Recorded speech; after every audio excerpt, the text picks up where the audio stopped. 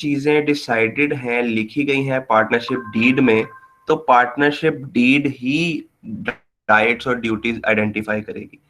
But in case partnership deed नहीं लिखी गई या रजिस्टर्ड नहीं की गई, तो ऐसी सूरत में पार्टनर्स की क्या राइट्स, ड्यूटीज और लाइबिलिटीज होंगी, वो फिर हमें ये एक्ट बताता है, जिसको अभी हम पढ़ने जा रहे हैं, या जो राइट्स और लाइबिलिटीज हम पढ़ने जा रहे हैं। जो नेक्स्ट पेज है, जस्ट अ मिनट में आपके साथ वो शेयर कर लूं।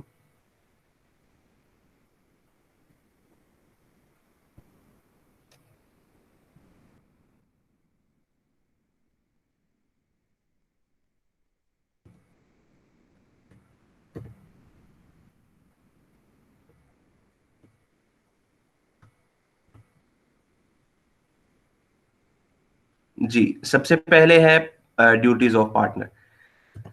सो ड्यूटीज का मतलब ये है कि आप जो भी पार्टनर्स हैं या जो भी लोग हैं, वो आपस में म्यूचुअली डिसाइड कर लें कि कौन किस चीज का रिस्पॉन्सिबल है। ये पार्टनरशिप डीड में लिख लें। और अगर पार्टनरशिप डीड में नहीं लिखा गया, तो फिर ये एक्ट अप्लाई होगा, और वो एक्ट हमें बताता है कि सबसे पहले पार्टनर की ड्यूटी क्या है। It is a common advantage कि हर पार्टनर जो काम करेगा, जो बिजनेस करेगा, या जो भी एक्ट परफॉर्म करेगा, वो सबके फायदे के लिए होना चाहिए। फॉर एग्जाम्पल, एक फर्म के अंदर 4 पार्टनर हैं, और एक पार्टनर अपने जाती फायदे के लिए कोई भी डिसीजन ले लेता है, दैट मीन्स उसने कॉमन एडवांटेज के लिए काम नहीं किया।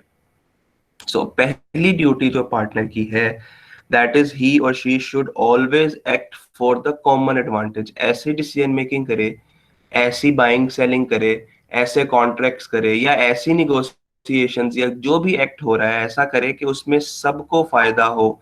This is called common advantage, और ये पहला ड्यूटी हम इसको कह सकते हैं कि वो किसी भी पार्टनर की है।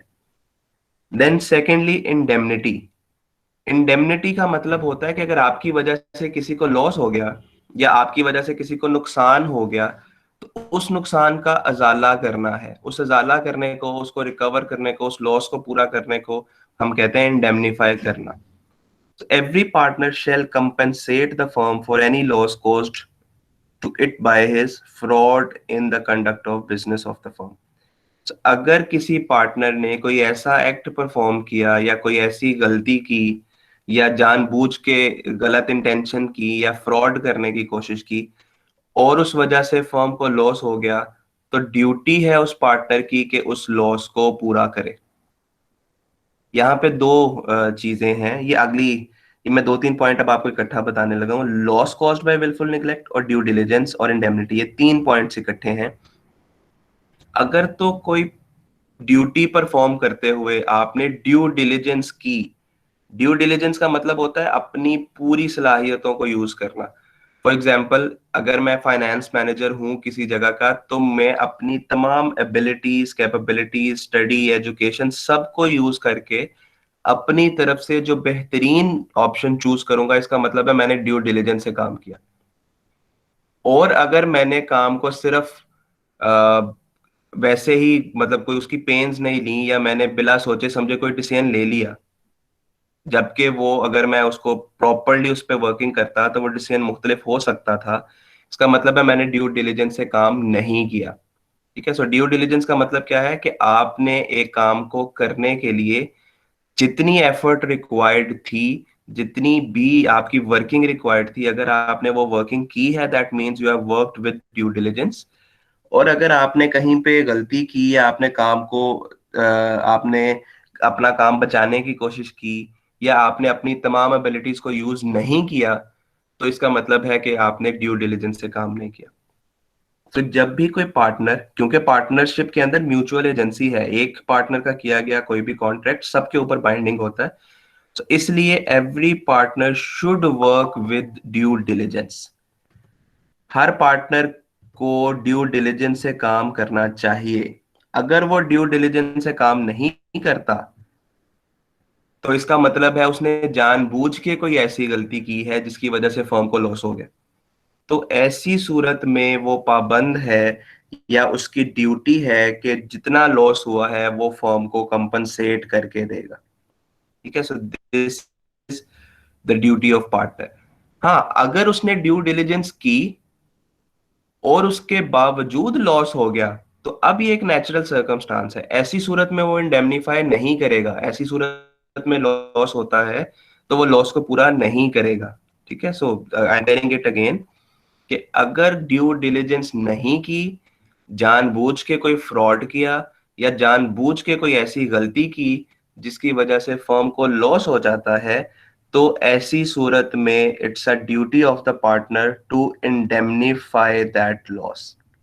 ठीक है, सो ये ड्यूटीज थी। Then lastly, provision of information. Provision of information means कि अगर किसी एक पार्टनर को कोई इंफॉर्मेशन मिलती है, then he or she has a duty कि वो इंफॉर्मेशन अपने बाकी तमाम पार्टनर्स के साथ शेयर करे। जैसे एक फर्म को कोई इंफॉर्मेशन ऐसी मिलती है जो उसके बिजनेस में फायदा दे सकती है, तो वो इंफॉर्मेशन बाकी सबको प्रोवाइड करे। इसी तरह अगर किसी फर्म के फाइनेंशियल स्टेटमेंट्स बन रही हैं, आपने अकाउंटिंग में इनकम स्टेटमेंट पढ़ी होगी, या आपने बैलेंस शीट का सुना होगा, या जनरल लेजर्स वगैरह का सुना होगा, सो ये भी एक इंफॉर्मेशन है। सो हर पार्टनर की ये ड्यूटी है कि अगर कोई इंफॉर्मेशन किसी एक पार्टनर के पास है तो वो अपने ही बिजनेस के बाकी पार्टनर्स के साथ भी वो तमाम इंफॉर्मेशन शेयर करेगा। So these 5 kind of things जो हमने पढ़ी हैं, these are the duty of each partner. कि एक, वो सब के लिए कॉमन एडवांटेज के लिए काम करेगा। दूसरा, वो ड्यू डिलिजेंस से काम करेगा, पूरी एहतियात से काम करेगा। तीसरा, अगर उसकी गलती की वजह से, अगर उसके जानबूझ के फ्रॉड की वजह से कोई लॉस हो जाता है, तो वो इंडेमनीफाई करेगा सबको या बिजनेस को जितना भी लॉस हुआ है। और अगर किसी के पास कोई इंफॉर्मेशन है तो वो बाकी तमाम पार्टनर्स के साथ वो इंफॉर्मेशन शेयर करेगा। Then next topic is rights of partner. एक साइड होती है ड्यूटी की, एक साइड है राइट्स की। मतलब अगर किसी की ड्यूटी है तो किसी के हकूक हैं। अब वो ड्यूटी के ऑपोजिट हम चलते जाएंगे तो वो राइट्स आते जाएंगे। जैसे सबसे पहला राइट है right to take part in the management. Every partner has a right to take part in the management until and unless के वो खुद कहे कि मैंने मैनेजमेंट में हिस्सा नहीं लेना। जैसे आपने टाइप्स पढ़ी थी, और उन टाइप्स के अंदर एक जनरल पार्टनर में एक्टिव पार्टनर भी था, स्लीपिंग पार्टनर भी था। सो every partner by the will of law वो एक्टिव पार्टनर ही है।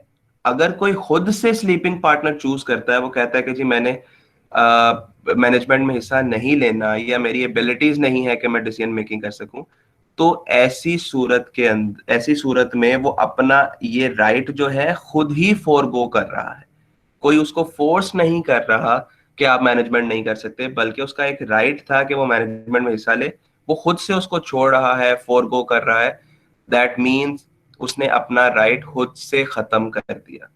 ठीक है, सो लॉ ये कहता है कि हर पार्टनर का राइट है कि वो मैनेजमेंट में हिस्सा ले सकता है। इसी तरह expression of opinion, every partner has a right to express whatever he और शी फील्स। जो भी डिसीजन वो लेना चाहता है, जो भी वो एक्सप्रेशन से मतलब है वो अपनी बात जो भी कर रहा है, जो भी वो चाहता है कि बिजनेस में ऐसा हो, सो ही और शी हैज अ राइट कि वो अपना ओपिनियन एक्सप्रेस कर सके। Then inspection of books. Books इसे मतलब यहाँ पे है financial books, income statement, balance sheet, cash flow statement, changes in equity, notes, ये सारी चीजें। So every partner has a right to inspect and copy any of the books of the firm. So जो भी book से मतलब ये है कि वो जो भी फाइनेंशियल बुक, कोई भी रिकॉर्ड, कोई भी फाइनेंशियल मामलात या कोई डॉक्यूमेंट, जो भी वो चाहे जब चाहे वो पढ़ भी सकता है और उसकी कॉपी भी रिटेन कर सकता है।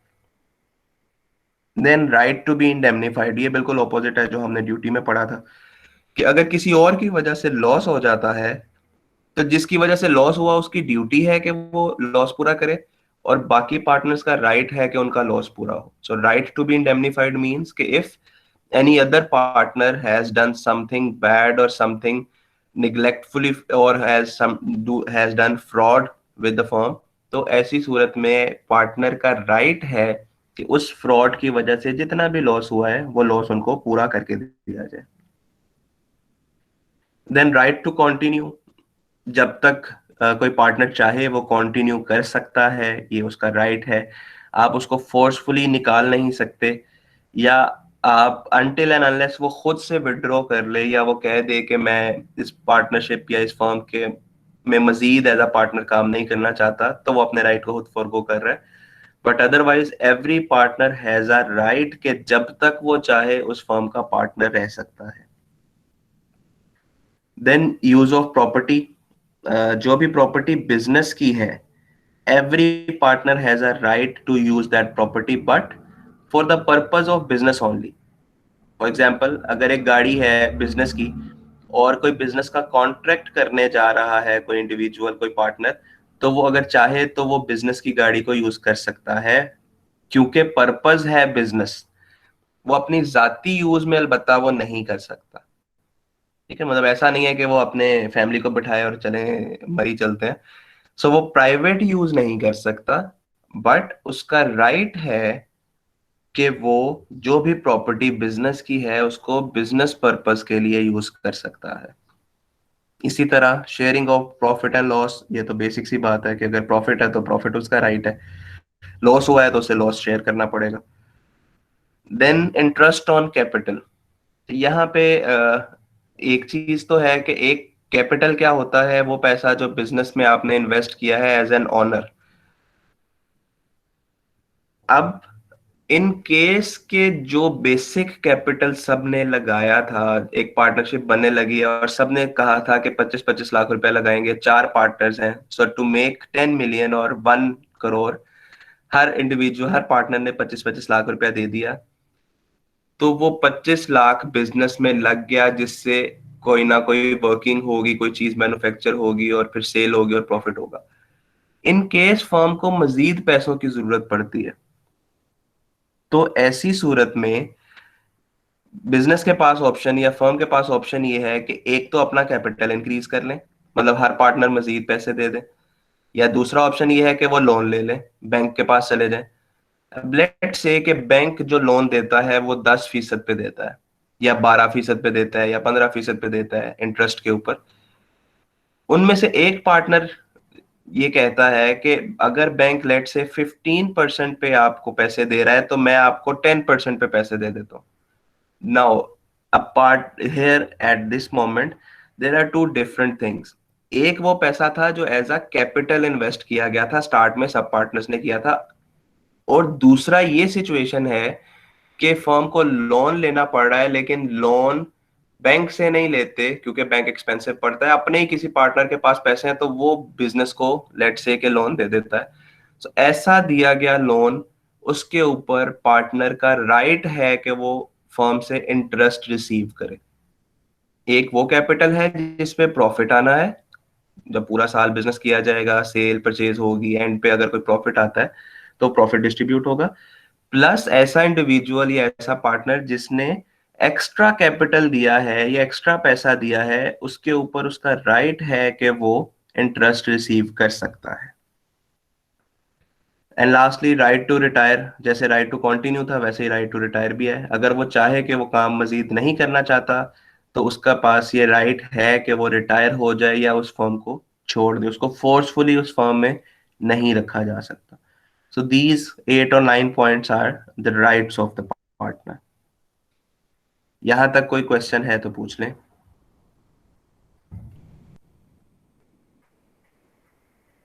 सर ये जो इंटरेस्ट और कैपिटल है ये 6% जी श्योर ये भी होता है? नहीं, इट्स जस्ट स्टेटमेंट हेयर, ये लाजमी नहीं है कि ये 6% ही हो, ये क्योंकि बुक जो है वो पुरानी है, तो ये चीजें फिक्स्ड नहीं होती। Okay sir, thank then coming to the liabilities of the partner. जी बेटा दोबारा पूछे। You sir. अगर कोई पार्टनर अपनी मर्जी से छोड़ के जा रहा है तो जी उसकी जी लगाई इन्वेस्टमेंट जाएगी। जी बिल्कुल, वो उसका राइट है। राइट टू रिटायर का मतलब भी एक्चुअली ये है कि अगर वो छोड़ के जाना चाह रहा है तो उसका कंप्लीट वाइंड अप किया जाए, उसका जो पैसा है, जो प्रॉफिट है, जो इन्वेस्टमेंट है, या जो भी शेयर उस बिजनेस के अंदर है, वो उसको वापस दिया जाएगा।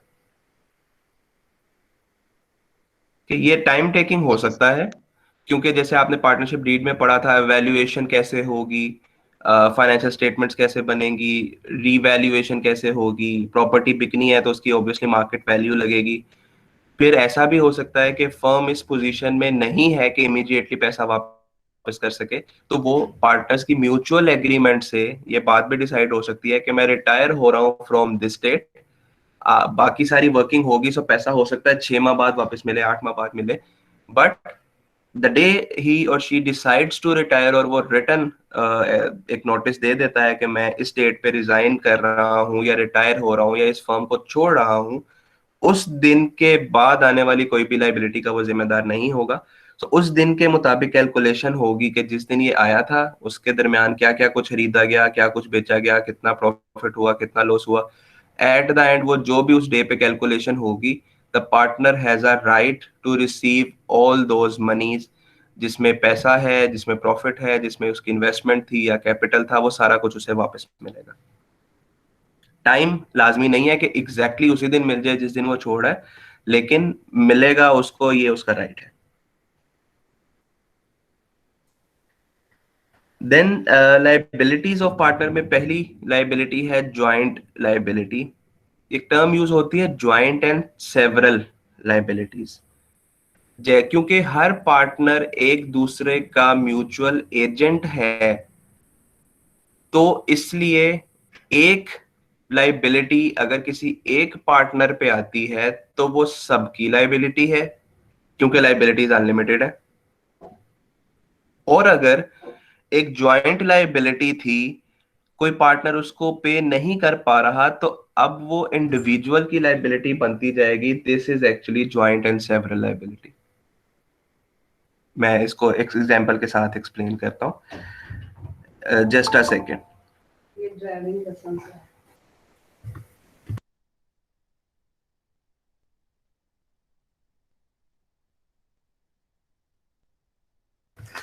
टू सेक 2 मिनट जी होल्ड कीजिएगा, मैं आता हूँ अभी।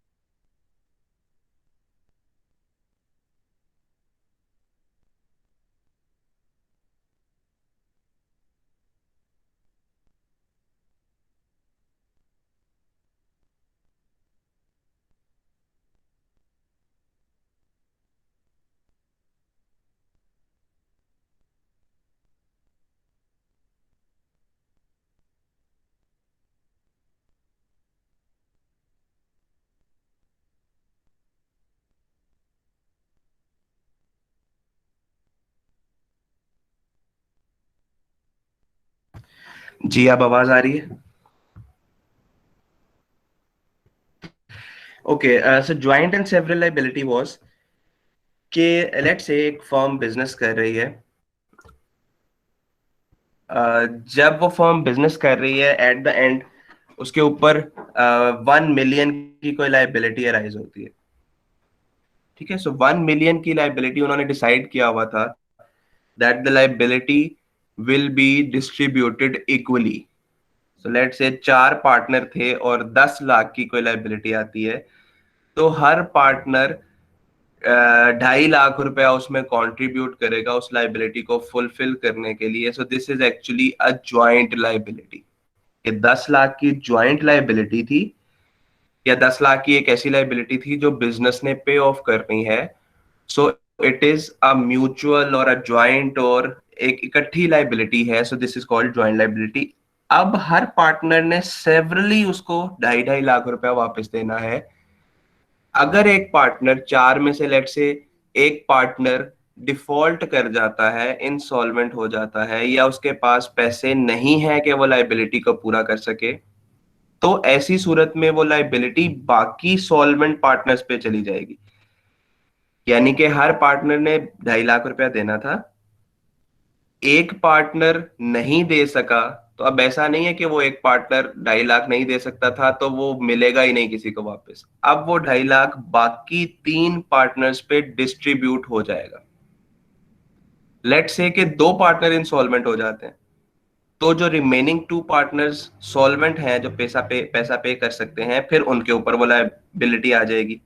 लेट्स से कि 4 में से 3 पार्टनर्स इंसॉल्वेंट हो जाते हैं या डिफॉल्ट कर जाते हैं, तो जो एक अकेला बचा हुआ पार्टनर है जिसके पास पैसे हैं, वो उस लाइबिलिटी को पूरा करेगा। सो पहले वो एक ज्वाइंट लाइबिलिटी थी, और अब वो सेवरल का मतलब कई हिस्सों में डिवाइड हो गई है, और फिर आहिस्ता आहिस्ता जो जो डिफॉल्ट करता जा रहा है उसकी लाइबिलिटी भी एक ऐसे पार्टनर पे आती जा रही है जो पैसे पे कर सकता है, जिसने डिफॉल्ट नहीं किया या जो सॉल्वेंट है।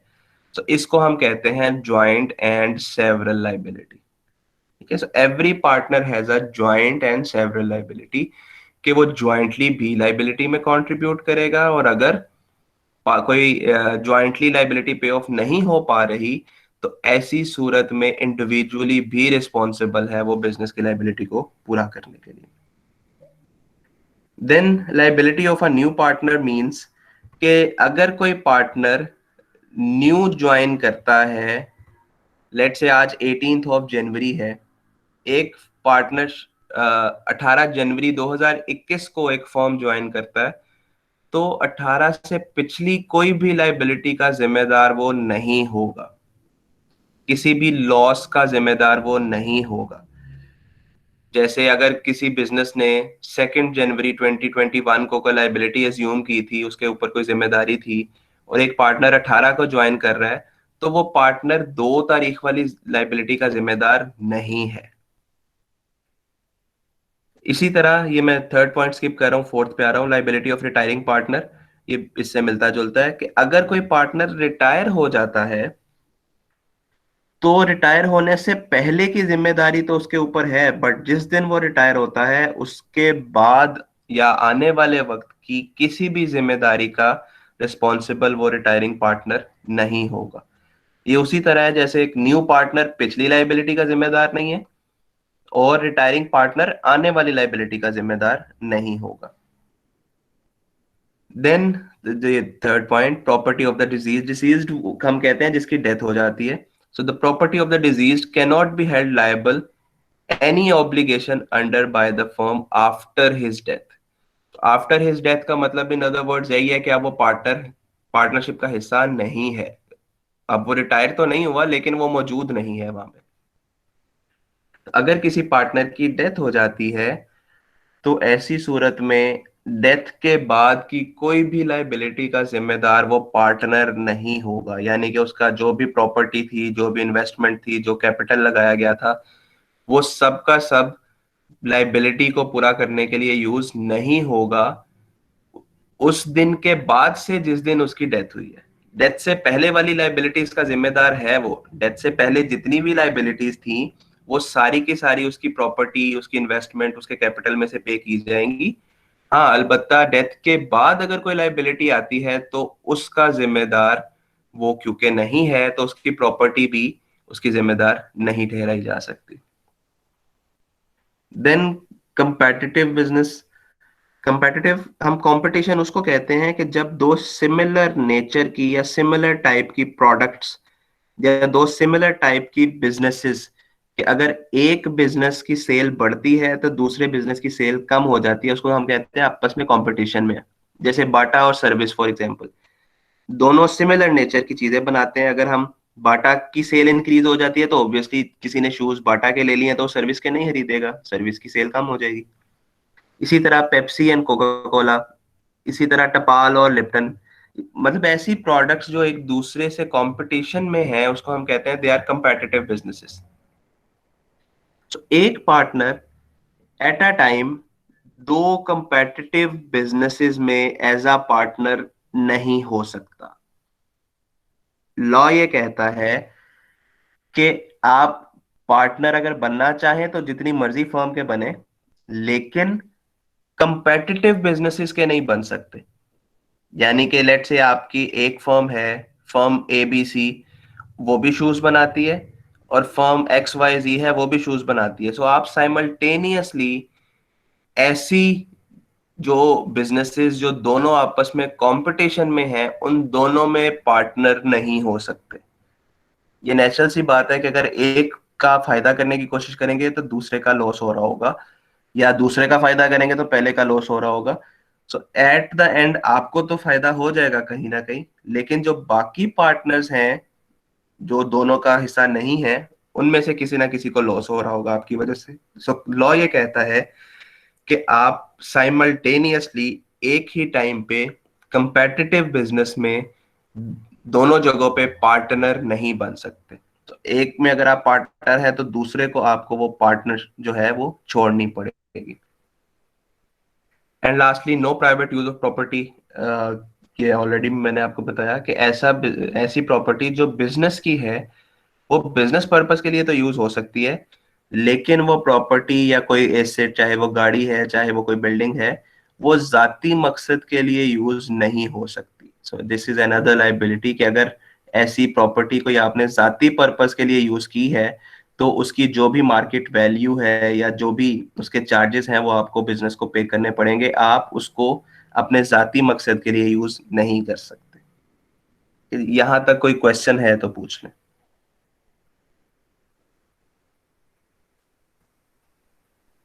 No sir. ऑल राइट, ठीक है जी। Next thing is reconstitution of partnership और विड्रॉल। रिकॉन्स्टिट्यूशन हम कह रहे हैं कि एक पार्टनरशिप बनी हुई है, ऑलरेडी एग्जिस्टिंग है, मौजूद है, और उसमें कोई चेंजिंग होने जा रही है।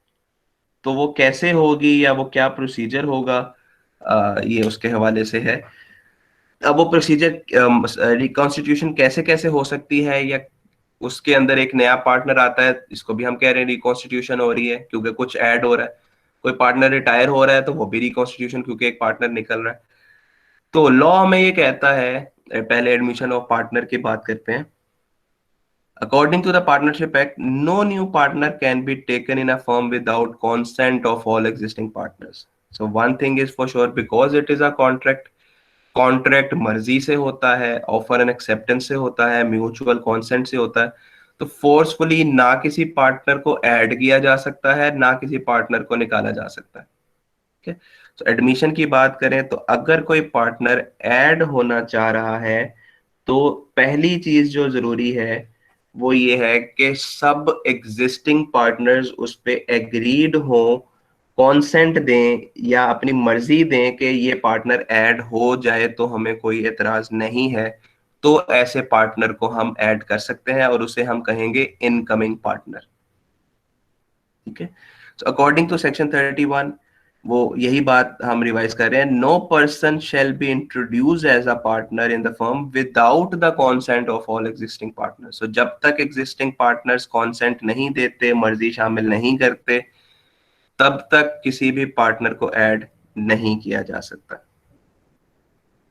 और एक चीज जो आपने अभी पढ़ी कि जो पार्टनर जिस डे पे आया है, उस डे से और उस डे के बाद की लाइबिलिटीज का तो वो रिस्पॉन्सिबल है, बट उस डे से पहले अगर कोई फर्म जो भी लाइबिलिटीज ऑन करती है या जो भी एक्ट ऑन करती है, ये जो भी उसकी वर्किंग थी, उसका रिस्पॉन्सिबल वो इनकमिंग पार्टनर नहीं होगा।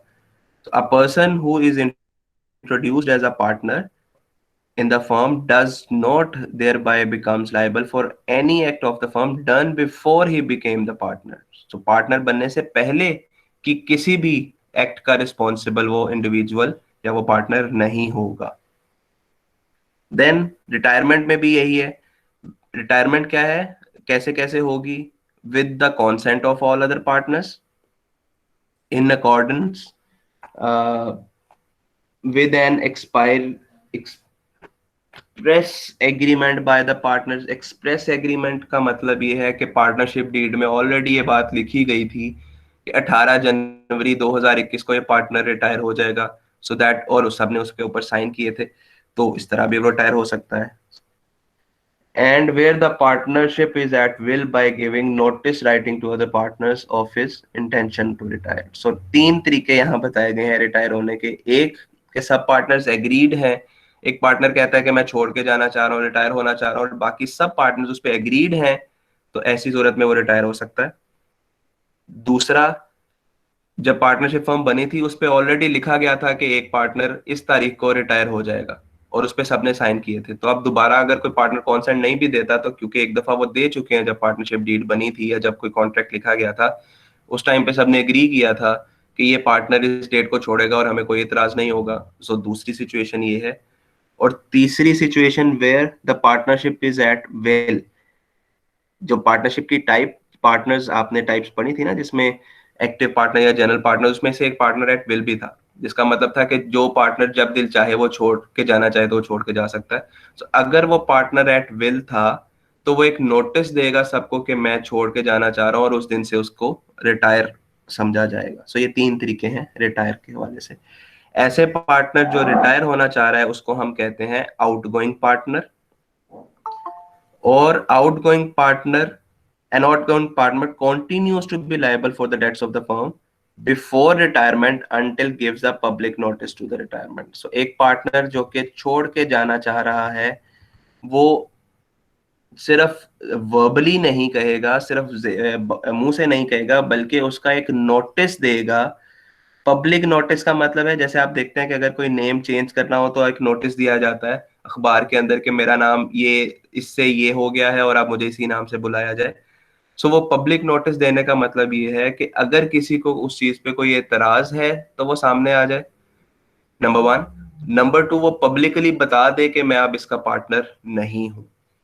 क्योंकि लेट से ABCD चार पार्टनर्स थे और वो चारों पार्टनर्स क्योंकि म्यूचुअल एजेंट होते हैं, उनमें से मिस्टर सी कोई कॉन्ट्रैक्ट कर ले तो वो A, B और D पे भी क्योंकि पाबंद होते हैं उसको पूरा करने के लिए। सो जब तक तो वो पार्टनर है तब तक तो ठीक है, बट इन केस वो रिटायर हो जाता है और पब्लिक को नहीं पता, किसी को नहीं पता, और कोई उससे कॉन्ट्रैक्ट कर लेता है ये समझ के कि ये पार्टनर अभी भी है, तो इसका मतलब है कि वो गलती है या वो एक थर्ड पार्टी जो कॉन्ट्रैक्ट कर रही है वो एक ऐसे मामले में फंसने जा रही है जो फर्म तो एक्सेप्ट ही नहीं करेगी, क्योंकि फर्म का तो वो पार्टनर अब है ही नहीं, वो तो रिटायर हो चुका है। सो ये चीज पब्लिक को बताना जरूरी है कि from this day on mister so and so will not be a partner to this firm.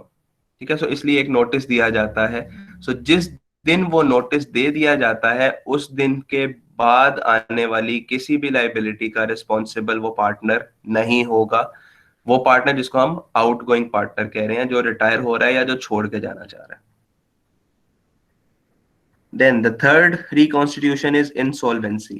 Insolvency कहते हैं when a partner is not able to meet its liabilities from its assets, कि उसके पास इतनी कैपेसिटी नहीं है कि वो अपनी जिम्मेदारियों को या लाइबिलिटीज को पूरा कर सके एसेट से, तो ऐसी सूरत में उसे पार्टनर से निकाला जाता है या पार्टनरशिप से खत्म कर दिया जाता है forcefully.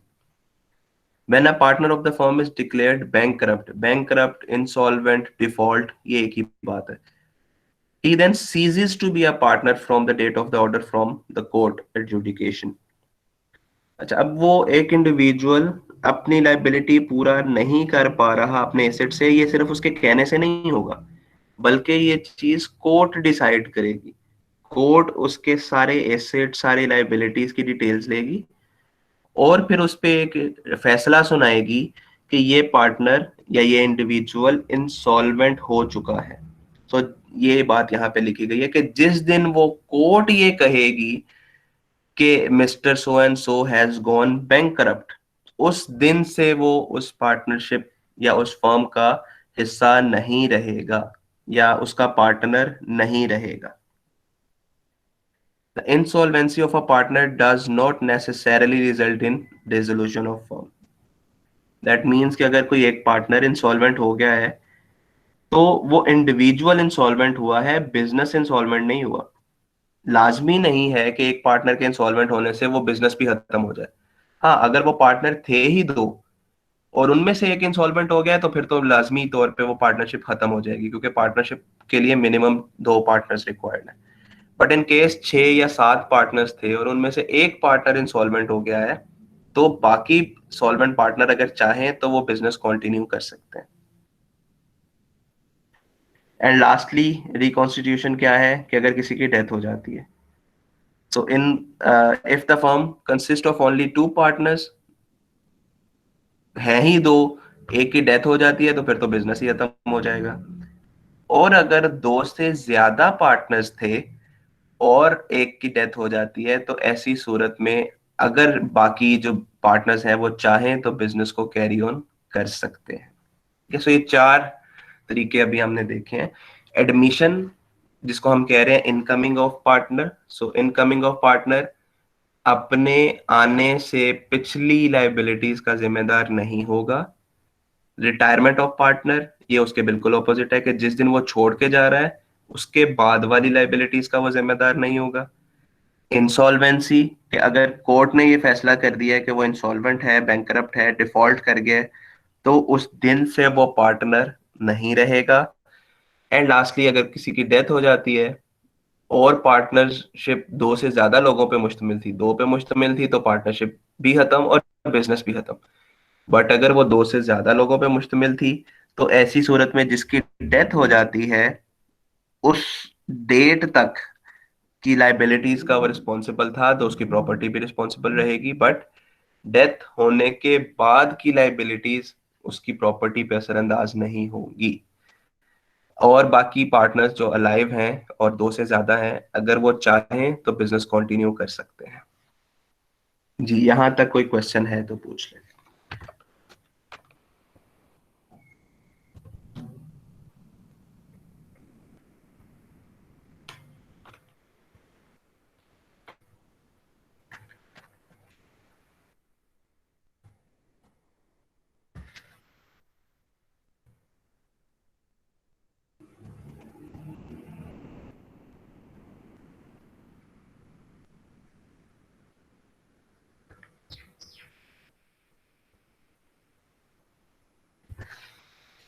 Okay, no question. Then minor, the position of a minor की बात करते हैं। माइनर कौन पार्टनर है? ऐसा पार्टनर जो अपनी लीगल एज से कम है, ऐसे पार्टनर को हम माइनर कहते हैं। A minor can not be a partner, a minor is not competent to enter into any contract, he can not sign any agreement. So इसलिए उस पार्टनर से या उस इंडिविजुअल से जिसकी एज अभी 18 साल से कम है, उससे किया गया कोई भी कॉन्ट्रैक्ट वैलिड नहीं होगा, वॉइड होगा, इसलिए वो पार्टनरशिप का हिस्सा नहीं बन सकता। सो माइनर पार्टनर फिर है क्यों? वो सिर्फ तभी पार्टनरशिप का हिस्सा बन सकता है, ये 3 पॉइंट्स लिखे हुए हैं। ऐसी फर्म जो ऑलरेडी बनी हुई है, जैसे मैंने आपको बताया, क्योंकि पार्टनरशिप एक कॉन्ट्रैक्ट है, जब वो बन रही होती है हर पार्टनर ने साइन करने होते हैं, हर पार्टनर ने कॉन्ट्रैक्ट को एक्सेप्ट करना होता है। सो माइनर क्योंकि कॉन्ट्रैक्ट ही नहीं कर सकता तो वो नई पार्टनरशिप में नहीं आ सकता।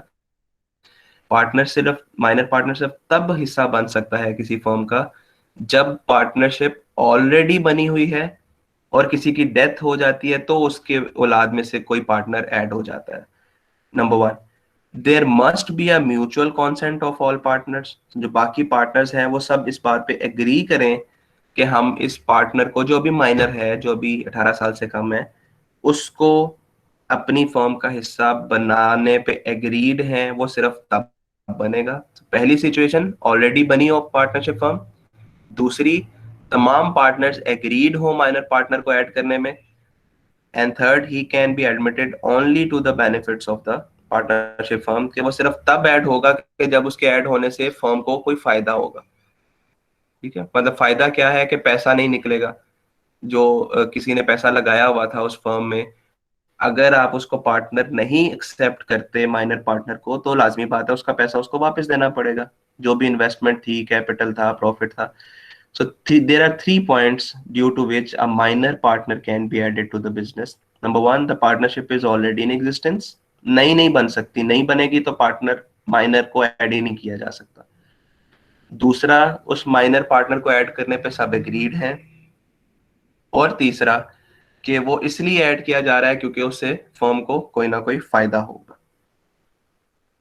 Then rights and liabilities. A minor, when admitted as a partner, has the right to check the books of account. He can share the profit of the business as well. So वो जब books चाहे, books से मतलब क्या है, वही financial books हैं, statements हैं या कोई ऐसी चीजें जो बिजनेस से रिलेटेड है। सो वो राइट रखता है कि उन सारी बुक्स को चेक कर सके। हाँ, डिसीजन मेकिंग वो नहीं कर सकता, लेकिन वो जो हो रहा है उसको देख जरूर सकता है और वो प्रॉफिट में भी हिस्सेदार होगा। अलबत्ता लाइबिलिटी जो है वो लिमिटेड रहेगी। ये मैंने आपको पहले भी बताया अभी कि लाइबिलिटी किस हद तक लिमिटेड रहेगी, उस हद तक जितना पैसा उसका बिजनेस में लगा हुआ है। उसके जो जाती एसेट्स हैं या जो बाकी कोई इनहेरिटेंस, कोई और प्रॉपर्टी थी, कोई और घर गाड़ी था, बाकी प्रॉपर्टीज में से उसकी जो भी एसेट्स हैं वो इस बिजनेस की जिम्मेदारी को पूरा करने के लिए यूज नहीं किए जाएंगे। So that mean the minor has limited liability. और ये क्लियरली है, ही कैन मेरा नॉट। क्वेश्चन है जी बेटा पूछे। सर। देखें, वो प्रॉफिट तो शेयर कर रहा है, ठीक है, समझे। एक बंदा फौत हो गया, अभी उसका एक ही बेटा है and he is 11 years old, अभी उसको 7 साल बड़े होने में है, मतलब मेजर होने में, ठीक है। तो जी जी। वो मतलब 7 साल तक सिर्फ प्रॉफिट ही लेता रहेगा, लाइबल नहीं होगा वो, या क्या होगा? नहीं, प्रॉफिट और लॉस में तो वो लाइबल होगा, लेकिन वो एसेट्स के पर्सपेक्टिव में उसकी लाइबिलिटी लिमिटेड होगी। और रिमेंबर, ये उसको एक्सेप्ट किया है सबने म्यूचुअली, ये फोर्सफुली वो ऐड नहीं हुआ। या अगर बाकी पार्टनर्स को लगता है कि माइनर पार्टनर को हम रखेंगे तो उसको सिर्फ फायदा ही है, तो वो चाहे तो उसको पार्टनर ना बनाए। ठीक है, सो इसका मतलब है कि अगर सब पार्टनर्स इस बात पे एग्रीड हैं कि उसको हम लिमिटेड लाइबिलिटी के साथ एक्सेप्ट करने को तैयार हैं, तो फिर ही वो ऐड हुआ है। तो फोर्सफुली किसी के ऊपर वो ऐड नहीं हुआ। एंड यस, चाहे वो 11 साल का है, चाहे वो इससे कम भी है, अगर सब पार्टनर्स उस पे एग्रीड हैं तो वो उसका हिस्सा रह सकता है। वो बिजनेस के अंदर मैनेजमेंट भी नहीं करेगा, प्रॉफिट एंड लॉस शेयर करेगा, लेकिन लाइबिलिटी उसकी लिमिटेड ही रहेगी जब तक कि वो 18 साल का हो नहीं जाता। ये उसको लॉ प्रोटेक्ट कर रहा है। मतलब ये भी नहीं है कि वो अगर माइनर पार्टनर कहे कि ठीक है मेरी लाइबिलिटी अनलिमिटेड कर दें, ऐसा हो ही नहीं सकता। लॉ यहाँ पे प्रोटेक्ट करता है कि क्योंकि वो अभी थिंकिंग कैपेसिटी उसकी इतनी बिल्ट नहीं हुई, या उसकी एबिलिटीज इतनी नहीं है, या वो डिसीजन मेकिंग नहीं कर सकता, तो हो सकता है बाकी पार्टनर फ्रॉडुलेंट तरीके से या कोई ऐसा फ्रॉड करके उस माइनर पार्टनर का हक ना मारते जाएं। इसलिए लॉ कहता है कि उसकी लाइबिलिटी को हम प्रोटेक्ट करेंगे, इसलिए वो लिमिटेड लाइबिलिटी ओके के सर, साथ ही काम करेगा। Thank you sir.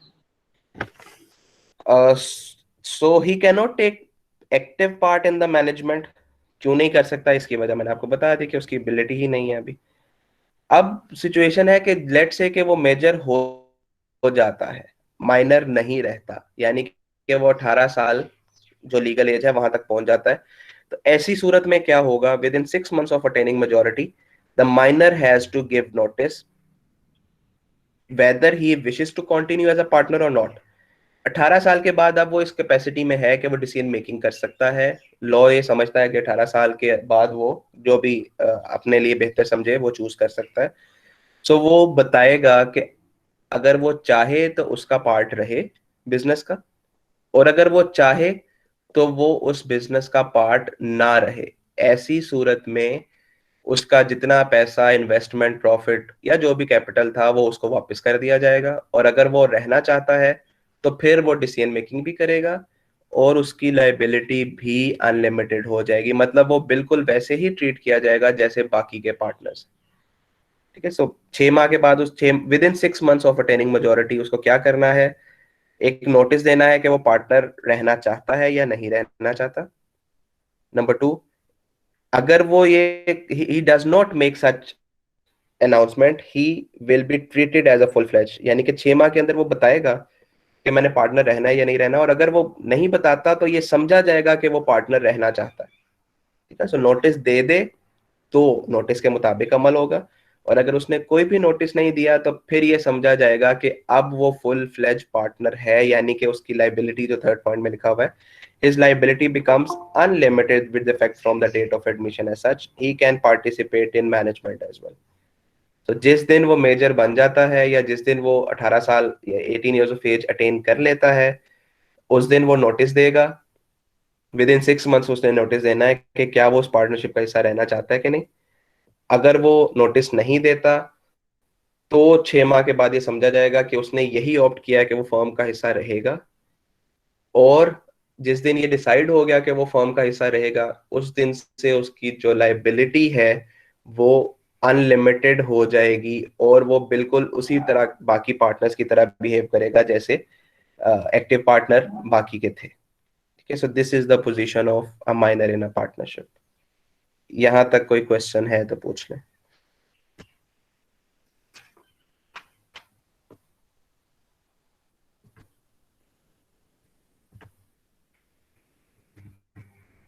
No question.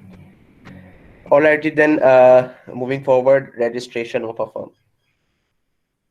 Registration या रजिस्टर करने का मतलब ये है कि हमने शुरू में पढ़ा था कि लॉ अलाउ करता है कि अगर आप चाहें तो अपनी फर्म को रजिस्टर करवा लें और चाहें तो उसको अनरजिस्टर्ड ही रहने दें।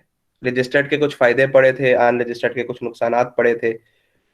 ठीक है, तो उस हवाले से अगर बात करें तो ये प्रोसेस पढ़ने जा रहे हैं कि वो रजिस्टर होती कैसे है। रजिस्ट्रेशन ऑफ अ फर्म के लिए पहले तो वो रूल्स फॉलो करने पड़ेंगे जो लॉ कहता है, दैट इज के मिनिमम 2 पार्टनर्स हो सकते हैं और मैक्सिमम 20 पार्टनर्स हो सकते हैं। एक ऐसा लॉफुल बिजनेस है, एक ऐसा लीगल बिजनेस करने के लिए जिसका पर्पस प्रॉफिट कमाना है। ठीक है, then is registration of a partnership compulsory? No, law allow करता है आप चाहें तो रजिस्टर करवा लें और चाहें तो ना करवाएं। तो अगर नहीं करवाते तो ये प्रोसेस नहीं होगा, और अगर करवाना है तो क्या प्रोसेस है?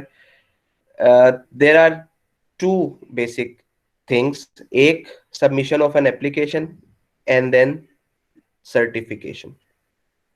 आप देखें, जैसे अब आप यूनिवर्सिटी ऑफ एजुकेशन में एडमिशन लेना था तो आपने सबसे पहले क्या प्रोसेस किया? उसकी प्रोस्पेक्टस ली, एक सर्टेन फीस उसकी पे की, या एक एप्लीकेशन फॉर्म आपने फिल किया, उसको सबमिट किया, उसके साथ कोई एप्लीकेशन फीस जमा करवाई, अपने सारे क्रेडेंशियल्स, अपना नेम, जो भी मैट्रिक इंटर के मार्क्स थे वो सारे डिटेल्स लिख के। इसी तरह जब फर्म रजिस्टर होने लगती है तो उसका भी तकरीबन यही प्रोसेस है कि एक एप्लीकेशन सबमिट होती है रजिस्ट्रार ऑफ पार्टनरशिप को या रजिस्ट्रार ऑफ फर्म्स को, जिसमें ये लिखा जाता है कि हम अपनी फर्म रजिस्टर करवाना चाहते हैं। वो एक प्रेस्क्राइब्ड परफॉर्मा होता है, उस परफॉर्मा को फिल किया जाता है, उसके साथ उसकी जो फीस है वो फीस जमा करवा के उसका चालान लगाया जाता है और वो रजिस्ट्रार ऑफ पार्टनरशिप को जमा करवा दी जाती है। रजिस्ट्रार ऑफ पार्टनरशिप उसके साथ वो चालान देखता है, एप्लीकेशन देखता है और वो तमाम डॉक्यूमेंट, जिसमें से सबसे इंपॉर्टेंट डॉक्यूमेंट पार्टनरशिप डीड है, जो पार्टनरशिप एग्रीमेंट आपने लिखा है वो है। सो रजिस्ट्रार ऑफ पार्टनरशिप उस पूरे एग्रीमेंट को गो थ्रू करता है, या जो भी उसके स्टाफ है वो पढ़ते हैं उसमें कोई ऐसी चीज जो इलीगल लिखी गई है या जो कानून में नहीं है या जो लॉ अलाउ नहीं करता, वो चीज अगर तो मौजूद है तो उसको वापस दे दिया जाता है कि ये क्लोजेस चेंज करें और फिर दोबारा से एप्लीकेशन जमा करवाएं रजिस्टर करने के लिए। और इन केस ऐसी कोई भी गलत चीज नहीं लिखी गई, लॉफुल चीजें हैं, इलीगल चीज नहीं लिखी गई, तो रजिस्ट्रार ऑफ पार्टनरशिप एक सर्टिफिकेट इशू कर देता है जिसको हम कहते हैं certificate of registration of firm. So उसके बाद से ये कंसिडर किया जाता है that the firm has been registered. ठीक है, सो ये प्रोसेस होता है। अब इसको हम बुक के पर्सपेक्टिव से पढ़ते हैं। Submission of application क्या है? The application for registration of firm is submitted to the registrar of partnership on a prescribed printed form. The application is to be signed by all the partners. It contains following particulars about the firm. पहला particular क्या है? Name of the firm. आगे मैं आपके साथ page share कर लूं फिर पढ़ते हैं।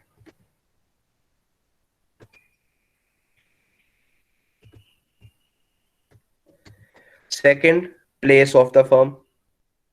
Third, the name of any other places where the firm carries on business, the partners dates of joining the firm, the name in full and permanent addresses of partners, and duration of the firm.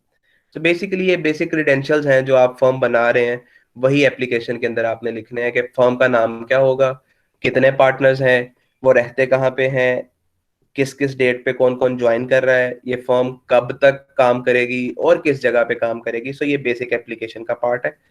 इसके साथ partnership deed लगाई जाती है जिसमें सारे जो details हैं, duties, rights, liabilities लिखी हुई हैं पार्टनर्स की, और साथ में जो चालान, जो पैसे फीस उसकी पे की होती है, ये सारी चीजें लगा के रजिस्ट्रार ऑफ फर्म को सबमिट करवा दी जाती है. सेकेंड पार्ट जो था certification. On receipt of application for registration the registrar examines the particulars given in the application. ठीक है. सो अगेन वो जो सारे डॉक्यूमेंट्स रजिस्ट्रार के पास गए हैं वो उनको इंस्पेक्ट करेगा, रीड करेगा, देखेगा, इंस्पेक्ट करेगा. अगर वो सारे पर्टिकुलर्स ठीक हैं तो एक सर्टिफिकेट इशू कर दिया जाएगा जिसको हम कहते हैं certificate of registration of firm. और इन केस उसमें कोई गलती है, कोई मसला है, कोई लॉफुल चीज नहीं लिखी गई, इलीगल चीज है, तो वो केस रिटर्न कर दिया जाएगा और उसको रिवाइज करके रीसबमिट करवाना पड़ेगा. सो this is the simplest procedure through which you can register your firm और पार्टनरशिप. अब अगर एक दफा पार्टनरशिप बन गई है, फर्म रजिस्टर हो गई है, तो ये नहीं है कि उसको चेंज नहीं किया जा सकता. उसका एक प्रोसेस है कि उसको अगर आपने चेंज करना है. अब रजिस्टर होने का मतलब ये है कि एक पार्टनरशिप डीड आप रजिस्ट्रार ऑफ फर्म को जमा करवा चुके हैं और वही वैलिड कंसिडर की जाएगी. जब भी कोई डिस्प्यूट आएगा, जब भी कोई कोर्ट केस बनेगा, जब भी कोई मसला होगा, तो कोर्ट वो रजिस्ट्रार से पार्टनरशिप डीड मंगवाएगी क्योंकि वो चेंज नहीं हो सकती खुद से. अगर पार्टनर्स चाहें तो जिसके पास भी वो पार्टनरशिप डीड पड़ी है वो अपने हाथ से उसको चेंज कर लें और साइन भी फेक कर लें, फ्रॉड के तरीके से कर लें, या अपने पास खुद ही चेंज कर लें. ये पॉसिबिलिटी है. बट अगर एक दफा वो रजिस्टर हो गई है तो अब उसकी एक कॉपी रजिस्ट्रार के पास पड़ी है जो कि चेंज नहीं हो सकती. ठीक है. सो ये एक फायदा होता है रजिस्टर करने का अपनी फर्म कि अब उस पार्टनरशिप डीड में जो एक दफा लिख दिया गया है उसको आप अपनी मर्जी से या फ्रॉडुलेंट तरीके से चेंज नहीं कर सकते. ठीक है. सो इन केस अगर वो जो चीज है या जो आपने रजिस्टर करवाई है, जो पार्टनरशिप डीड रजिस्ट्रार को दी है, अब वो अपने पास चेंज करने के साथ साथ रजिस्ट्रार के पास चेंज करना भी जरूरी है. तो रजिस्ट्रार के पास वो चेंज कैसे होगी, ये उसका प्रोसीजर आगे है. Changes in contact after registration. अगर कोई फर्म रजिस्ट्रार के पास जो कॉपी पड़ी है उसको चेंज करना चाहती है तो क्या प्रोसेस होगा. वो एक एप्लीकेशन देंगे. एप्लीकेशन में लिखा होगा कि क्या चीज वो चेंज करना चाहते हैं. उसके साथ अगेन फीस जमा करवाएंगे जो भी उस रेक्टिफिकेशन की फीस है, और वो रजिस्ट्रार उसके ऊपर सब के सब पार्टनर साइन करेंगे. साइन करने का मतलब है कि वो कॉन्सेंट दे रहे हैं कि हम अपनी मर्जी से ये चीज चेंज करवाना चाह रहे हैं, और ये चीज वो रजिस्ट्रार को दोबारा से जमा करवा देंगे. फिर जो भी चेंजेस होंगी रजिस्ट्रार उनको इंस्पेक्ट करेगा. अगर वो चेंजेस लीगल हैं तो वो चेंजेस हो जाएंगी, और अगर वो लीगल नहीं है तो वो केस रिटर्न कर दिया जाएगा. सो दिस इज रेक्टिफिकेशन. यहां तक कोई क्वेश्चन है तो पूछ लें.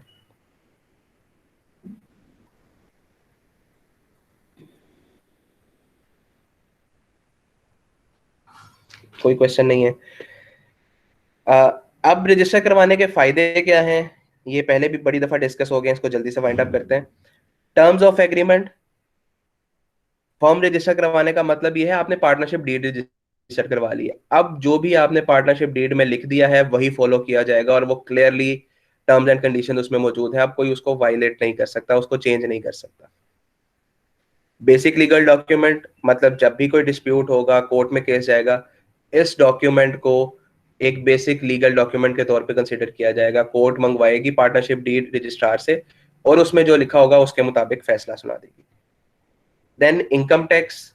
अगर पार्टनरशिप रजिस्टर्ड है तो मैंने आपको बताया था पहले प्रॉफिट डिस्ट्रीब्यूट होगा पार्टनर्स में और फिर टैक्स लगेगा. जबकि अगर वो अनरजिस्टर्ड है तो पहले टैक्स लगेगा और बाद में वो डिवाइड होगा। सो रजिस्टर्ड फर्म्स को जो टैक्स पे करना पड़ता है वो नॉर्मली कम होता है, लोअर टैक्स असेसमेंट होती है। Benefits to the firm gets the right to sue outside. अब देखें, जब वो फर्म रजिस्टर होती है तो उसकी लीगल एग्जिस्टेंस बन जाती है, कानून की नजर में अब वो एक एंटिटी बन जाती है, और अगर वो चाहे तो किसी पे मुकदमा कर सकती है।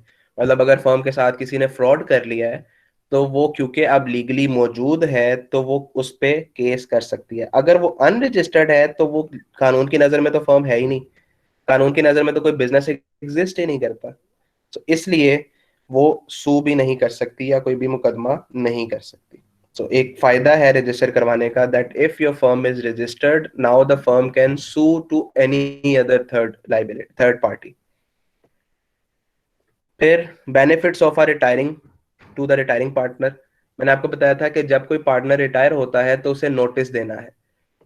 अब क्योंकि वो रेक्टिफिकेशन होनी है, या अब क्योंकि वो रजिस्ट्रार के पास भी हमने रजिस्ट्रार को बताना है कि एक पार्टनर निकल गया है, तो उसका एक सर्टेन प्रोसीजर फॉलो किया जाएगा। जो मैंने आपको बताया कि एप्लीकेशन होगी, उसमें बताया जाएगा कि रेक्टिफिकेशन क्या है, that mister A is retiring from this date. अब वो जो एप्लीकेशन है वो रजिस्ट्रार के पास जाएगी, रजिस्ट्रार उसके मुताबिक चेंजेस कर देगा, तो जो भी रिटायरिंग पार्टनर है उस डेट के बाद आने वाली किसी भी लाइबिलिटी का रिस्पॉन्सिबल नहीं होगा। तो रिटायरिंग पार्टनर को यह फायदा है कि उसके साथ फ्रॉड होने के चांसेस खत्म हो जाएंगे। अगर वो रजिस्टर्ड नहीं है फर्म तो हो सकता है वो डेट चेंज कर दी जाए, या बाकी पार्टनर्स फ्रॉड करके उसकी रिटायरमेंट की जो डेट है उसको चेंज कर दें। सो किसी भी तरीके से फ्रॉड के चांसेस रहते हैं। लेकिन अगर वो रजिस्टर हो गई है और एक दफा रिटायरिंग पार्टनर ने रजिस्ट्रार ऑफ द फर्म को बता दिया है एक सर्टेन प्रोसीजर फॉलो करके कि मैं आज के बाद से इसका पार्टनर नहीं हूं, तो उस डेट के बाद उसको रिकॉर्ड कर लिया गया है। अब कोई भी लाइबिलिटी फर्म उस डेट के बाद से लेती है तो रिटायरिंग पार्टनर उसका जिम्मेदार नहीं होगा। सो ये एक फायदा है, या उसको मेंटली ये चीज एविडेंस उसको मिल गया है कि अब मैं इसका पार्टनर नहीं हूं, सो आने वाली लाइबिलिटीज का रिस्पॉन्सिबल भी नहीं है। यही फायदा इनकमिंग पार्टनर को भी है। जब कोई नया पार्टनर आ रहा है तो जब तक रजिस्ट्रार के पास उसमें चेंज नहीं कर लिया जाएगा तब तक उसको इनकमिंग पार्टनर एक्सेप्ट नहीं किया जाएगा। इनकमिंग पार्टनर आया और उसने डेट के साथ रजिस्ट्रार ऑफ फर्म को बता दिया कि मैं 18 जनवरी 2021 से इस फर्म का पार्टनर हूं, तो अब 18 जनवरी से पहले जितनी भी लाइबिलिटीज उस फर्म की हैं उसका रिस्पॉन्सिबल वो इनकमिंग पार्टनर नहीं होगा, क्योंकि इसका एविडेंस मौजूद है, रजिस्ट्रार के पास डॉक्यूमेंट मौजूद है। तो कोर्ट में कहीं पे भी इसको अपोज नहीं किया जा सकता या इसके साथ फ्रॉड नहीं किया जा सकता, क्योंकि फाइनल डॉक्यूमेंट वही कंसिडर होगा जो रजिस्ट्रार के पास है।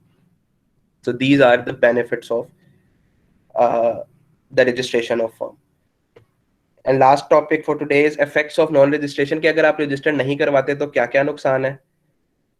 पहला नुकसान ये है कि अगर पार्टनर्स के दरमियान कोई डिस्प्यूट हो गया है तो कोई भी पार्टनर किसी दूसरे पार्टनर पे केस नहीं कर सकता। क्यों नहीं कर सकता? क्योंकि कानून की नजर में तो वो एग्जिस्ट ही नहीं करते। ठीक है, so a partner of an unregistered firm cannot file a suit in the court against the firm or any other partner of the firm for enforcing any right arising from the contract. अगर किसी एक partner के साथ fraud हो गया है या वो कोई कोर्ट में केस करना चाह रहा है तो रजिस्टर्ड फर्म है तो फिर तो केस हो सकता है, बट अगर अनरजिस्टर्ड है तो ना तो वो किसी पार्टनर पे हो सकता है और ना ही फर्म पे हो सकता है। इसी तरह एक अनरजिस्टर्ड फर्म किसी थर्ड पार्टी के ऊपर भी केस नहीं कर सकती। रीजन इज सेम कि वो एग्जिस्ट ही नहीं करती कानून की नजर में। अलबत्ता इसके एक थर्ड पेज है जिसमें एक लाइन लिखी हुई है, this one, however the third party however can file a suit against the unregistered firm to enforce its rights. So ये तीन चीजें हैं, मैं रिपीट कर रहा हूँ। एक अनरजिस्टर्ड फर्म का पार्टनर किसी दूसरे पार्टनर पे केस नहीं कर सकता। इसी तरह एक अनरजिस्टर्ड फर्म किसी थर्ड पार्टी पे भी केस नहीं कर सकती। अलबत्ता कोई थर्ड पार्टी अगर चाहे तो वो अनरजिस्टर्ड फर्म पे केस कर सकती है। तो ये एक्चुअली नुकसानात हैं फर्म को रजिस्टर ना करवाने के। लॉ ये तो कहता है कि अगर आप चाहें तो रजिस्टर करवा लें और चाहें तो रजिस्टर ना करवाएं, but on the other side this thing is evident कि अगर आप रजिस्टर करवाते हैं तो उसके बेनिफिट्स हैं, और अगर रजिस्टर नहीं करवाते तो उसके कुछ डिसएडवांटेजेस हैं जो मैंने यहाँ पे आपके साथ शेयर कर ली। यहाँ तक अगर कोई क्वेश्चन है तो पूछ लें। सर ये बता दीजिएगा कि इनकम टैक्स का क्या होता है सिस्टम, अगर रजिस्टर्ड है तो उसको कम देना पड़ता है या क्या, इस तरह बताइए। जी, रजिस्टर्ड जब होती है फर्म तो रूल ये है कि जितना भी प्रॉफिट कमाया उस फर्म ने उसको पहले डिस्ट्रीब्यूट कर लें पार्टनर्स में। जब वो डिस्ट्रीब्यूट हो जाता है तो हर पार्टनर के पास कंपैरेटिवली कम पैसा जाता है, और जो स्लैब्स होती हैं टैक्स की, वो जितना प्रॉफिट कम होता है उस पर कम रेशो लगती है, जितना प्रॉफिट बढ़ता जाता है उस पर रेशो बढ़ती जाती है। सो प्रैक्टिकली स्पीकिंग जब वो फर्म रजिस्टर्ड है तो क्योंकि प्रॉफिट डिवाइड हो गया है और डिवाइड होने के बाद टैक्स पे करना है तो वो स्लैब या रेशो कम लगती है और टैक्स कम देना पड़ता है। लेकिन अगर वो अनरजिस्टर्ड है तो लॉ ये कहता है कि अनरजिस्टर्ड फर्म को पहले टैक्स देना पड़ेगा एक बड़ी अमाउंट पे, फिर प्रॉफिट में से उस टैक्स को माइनस करें, जो पैसा बचता है वो डिस्ट्रीब्यूट करें पार्टनर्स में। अब क्योंकि प्रॉफिट ज्यादा है तो उस पर टैक्स रेशो की जो स्लैब है वो भी ज्यादा लगेगी, ये तो टैक्स ज्यादा देना पड़ेगा। Okay sir, thank you. जी, इसके अलावा सही है, रेक्टिफिकेशन ऑफ मिस्टेक दोबारा रिपीट करना। रेक्टिफिकेशन ऑफ मिस्टेक का मतलब है कि आप कोई एरर था, कोई गलती थी या कोई चीज चेंज करवाना चाह रहे हैं। जैसे एक पार्टनर फॉर एग्जांपल उस का जो कैपिटल था वो मजीद ऐड करवाना चाह रहा है या गलत लिखा गया, कोई ऐसी मिस्टेक है या कोई ऐसी मॉडिफिकेशन है, कोई ऐसी चेंजेस हैं जो आप करवाना चाह रहे हैं, इसको हम कहते हैं रेक्टिफिकेशन। सो रेक्टिफिकेशन में प्रोसीजर फॉलो करना पड़ेगा, दैट इज एक एप्लीकेशन सबमिट करवानी पड़ेगी जिसमें आप बताएंगे कि क्या चीज रेक्टिफाई होनी है या चेंज होनी है। उसके साथ एक कोई ना कोई जो उसकी फीस है, प्रेस्क्राइब्ड फीस है, वो चालान लगेगा और वो रजिस्ट्रार को जमा करवा दिया जाएगा। रजिस्ट्रार उसको देखेगा, अगर वो लीगल है, लॉफुल है, तमाम पार्टनर्स की कॉन्सेंट शामिल है तो वो रेक्टिफिकेशन कर देगा, और अगर कोई चीज लीगल नहीं है तो वो रेक्टिफिकेशन नहीं होगी बल्कि उसको रिटर्न कर दिया जाएगा। Okay sir. जी, इसके अलावा